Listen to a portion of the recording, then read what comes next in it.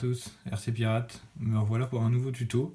Ça fait un petit moment que j'ai pas fait de tuto pour diverses raisons, surtout mes personnelles, où il y a eu beaucoup de changements, dans le bon sens du terme bien sûr.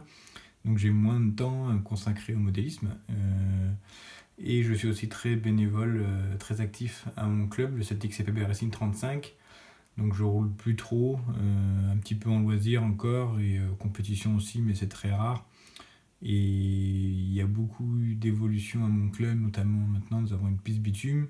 Donc voilà, ça demande beaucoup de temps, de travaux. Et donc là, je faisais un petit entretien de ma voiture et je me suis dit pourquoi pas vous faire un nouveau tuto sur une petite astuce qui consiste à rendre un différentiel étanche. Quand vous avez le corps qui fuit, en fait, vous avez une goutte. Ça arrive souvent sur les MP9, le diff central. Donc là, je vais vous faire voir comment faire ces petites astuces. Une autre petite histoire aussi au niveau des tutos, je suis passé sur X-Ray depuis un petit moment. J'avais prévu de vous faire un guide complet en montage photo sur ce X-Ray, les petites astuces et sur le montage, sauf que j'ai perdu toutes les photos. C'est ce qui m'a un peu aussi refroidi.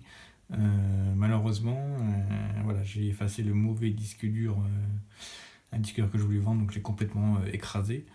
Et ce même week-end-là, j'ai vendu mon serveur de sauvegarde, donc du coup, je n'avais plus aucune photo du montage du X-Ray XB8.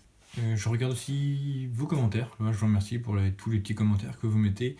Il y a des demandes de tutos, j'aimerais bien les réaliser, mais bon, par exemple, on m'a demandé pour le réglage moteur thermique. Malheureusement, j'ai plus de thermique, je roule que de l'électrique pour l'instant. Il est possible que je commence une nouvelle catégorie thermique bientôt, à l'arrivée de la piste bitume de mon club. Donc voilà, je vous remercie pour les commentaires. Donc là, on va commencer cette nouvelle astuce. C'est tout simple, il vous faut juste le corps de votre différentiel et un bout de papier de verre.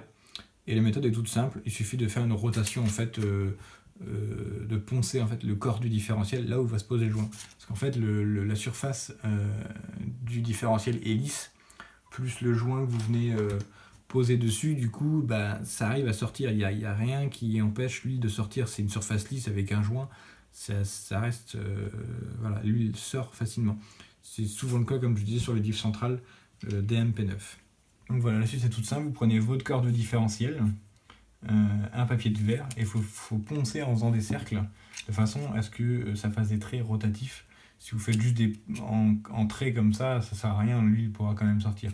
En faisant des cercles, on va créer, donc on va rayer la surface lisse du différentiel.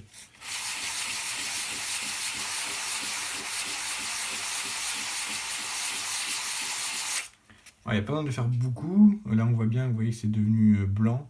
Il faut juste en fait rayer la surface. Il n'y a pas besoin de faire très en profondeur. Il faut juste rayer la surface. Et là, on voit bien que le différentiel, il est un peu rayé, surtout sur les bords.